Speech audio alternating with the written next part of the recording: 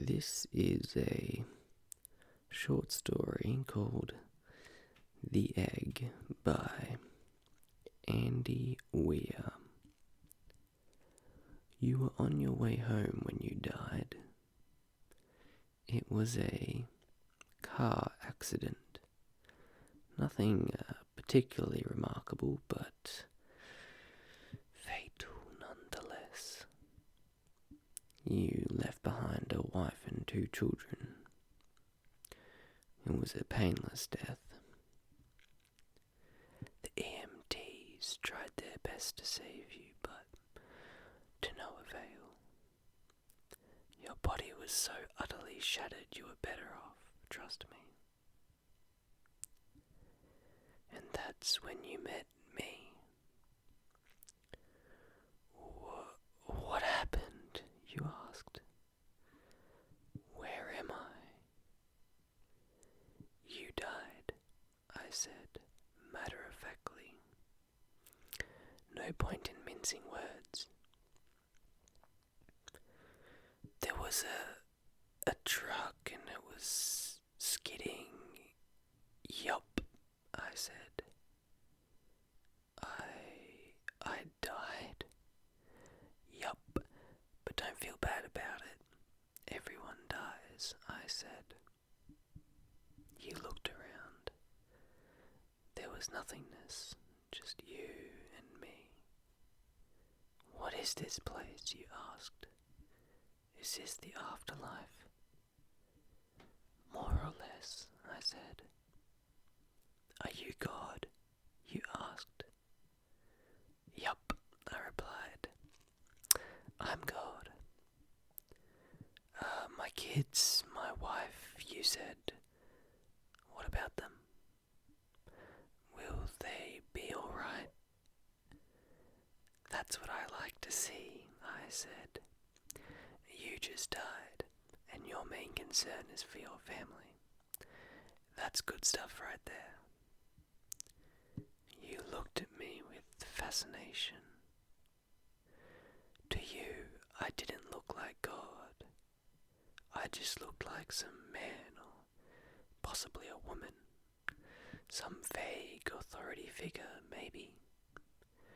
More of a grammar school teacher than the Almighty. Don't worry, I said. They'll be fine. Your kids will remember you as perfect in every way. They didn't have time to grow contempt for you. Your wife, on the other hand, will cry on the outside, but will be secretly relieved. To be fair, your marriage was falling apart. If it's any consolation, she'll feel very guilty for feeling relieved. Oh, you said. So, what happens now? Do I go to heaven or hell or something? Actually, neither, I said. You'll be reincarnated. Ah, you said. So the Hindus were right. All religions are right in their own way, I said. Come, walk with me. You followed along as we strode through the void. Where are we going? Nowhere in particular, I said. It's just nice to walk while we talk. So what's the point then, you asked? When I got reborn, I'll just be a blank slate, right? A baby. So all my experiences and everything I did in this life won't matter. Not so, I said. You have within you all the knowledge and experiences of all your past lives. You just don't remember them right now. I stopped walking and took you by the shoulders. Your soul is more magnificent, beautiful, and gigantic than you can possibly imagine. A human mind can only contain a tiny fraction of what you are. It's like sticking your finger in a glass of water to see if it's hot or cold. You put a tiny part of yourself into the vessel, and when you bring it back out, you've gained all the experiences it had. human for the last 48 years, so you haven't stretched out yet and felt the rest of your immense consciousness. If we hung out here for long enough, you'd start remembering everything. But there's no point to doing that between each life. Wait, so how many times have I been reincarnated then? Oh, lots and lots, and into lots of different lives too, I said. This time around, you'll be a Chinese peasant girl in 540 AD. Wait, what? You stammered. You're sending me back in time. Well, I guess technically, time as you know it only exists in your universe.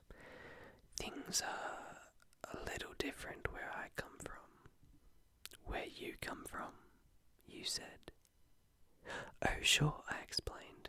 I come from somewhere else. And there are others like me. I know you'll want to know what it's like there, but honestly, you wouldn't understand. Oh, you said, a little let down. But wait, if I get reincarnated to other places in time, I could have interacted with myself at some point. Sure, happens all the time. And with both lives only aware of their own lifespan, you don't even know it's happening. So what's the point of it all? Seriously, I asked. Seriously? You're asking me for the meaning of life? Isn't that a little stereotypical? Well, it's a reasonable question, you persisted. I looked you in the eye. The meaning of life, the reason I made this whole universe, is for you to mature. You mean mankind? You want us to mature? No, just you. I made this whole universe for you. With each new life you grow and mature and become a larger and greater intellect. Just me? What about everyone else?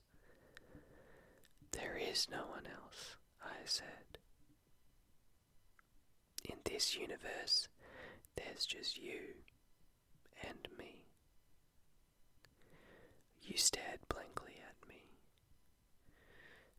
But all the people on Earth, all you, different incarnations of you. Wait, I'm everyone? Now you're getting it, I said, with a congratulatory slap on the back. I'm every human being who ever lived, or who will ever live, yes.